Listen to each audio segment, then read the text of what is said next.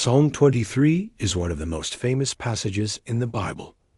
People quote it, frame it on their walls, and recite it in hard times. But most never truly understand the power behind its words. Today, you're going to discover the hidden meaning inside this psalm. And once you understand it, your relationship with God will never be the same again. The Lord is my shepherd. I shall not want. These are not just words of comfort. They're words of identity. When David said this, he wasn't saying life would be easy. He was declaring that with God, he lacked nothing. Not because his life was perfect, but because his shepherd was perfect. This is the first secret. True peace doesn't come from what you have, but from who guides you. The Lord is my shepherd means surrender. It means letting go of your illusion of control. Sheep don't guide themselves. They follow the voice of the shepherd. And when you stop trying to control every outcome and start trusting God's direction, you'll find rest that money, power, or success could never buy. He makes me lie down in green pastures. He leads me beside still waters.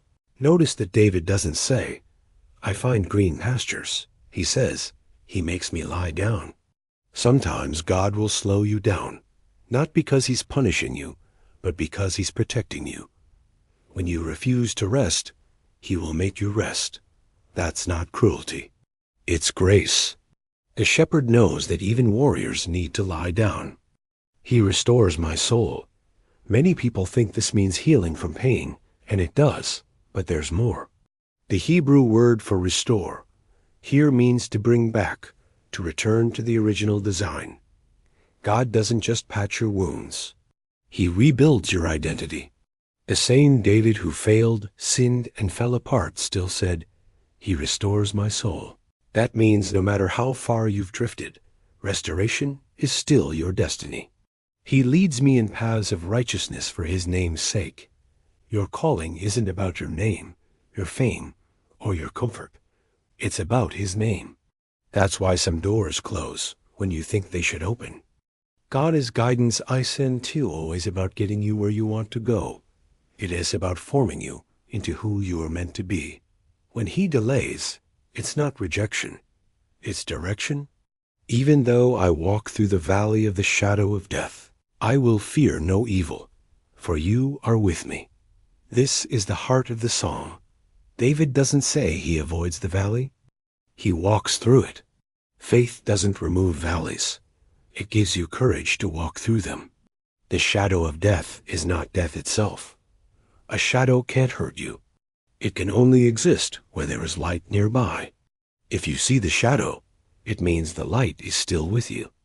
Your rod and your staff, they comfort me. The rod represents correction. The staff represents guidance. God's discipline and direction are both acts of love. Sometimes his no is the greatest comfort you'll ever receive, because it keeps you from walking into destruction disguised as opportunity. You prepare a table before me in the presence of my enemies. This is the moment of divine confidence. God doesn't remove your enemies. He promotes you in front of them. He blesses you publicly after you've trusted him privately. The table isn't set after the battle. It's set during the battle. Because faith isn't about waiting for peace. It's about dining in peace while the storm still rages. You anoint my head with oil. My cup overflows. Oil represents favor, calling, and protection. In ancient times, shepherds would pour oil on a sheep's head to keep flies and parasites away, meaning God is anointing isn't just for beauty or status. It's for protection from invisible attacks. When you're anointed, what drains others can't touch you.